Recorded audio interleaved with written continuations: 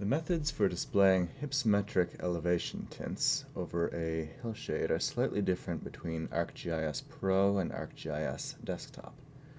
We're displaying right now a 1 meter digital elevation model over a traditional hillshade, which is as if you shone a flashlight at 315 degrees, so from the northwest, down at a 45-degree angle to visualize the terrain.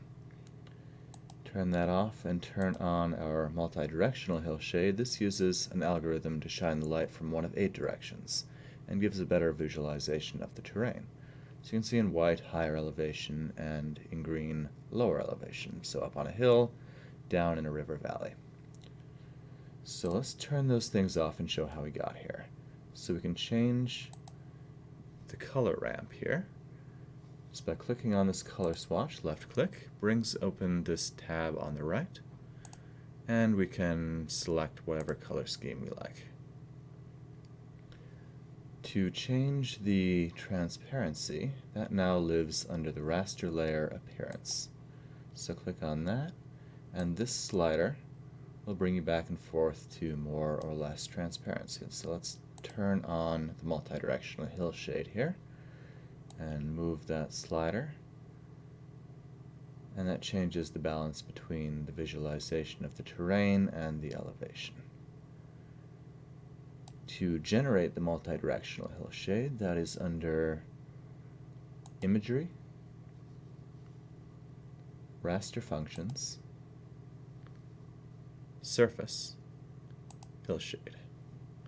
And now you select your input raster.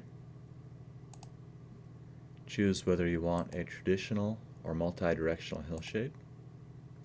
If you want a z-factor, it used to be a default z-factor of 2, and I still prefer that, so I set that to 2.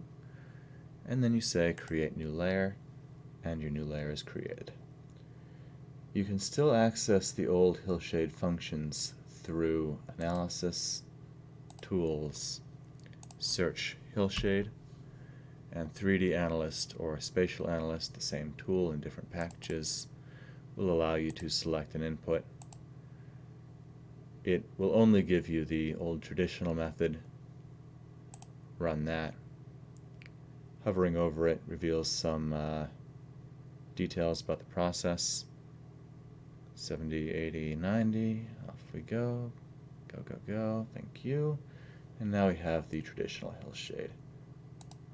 So, again, to display a different color, click on the color ramp here. Change the color scheme to elevation number 1. And then we can go to Appearance, use the slider until we're happy with the balance between the terrain and the elevation.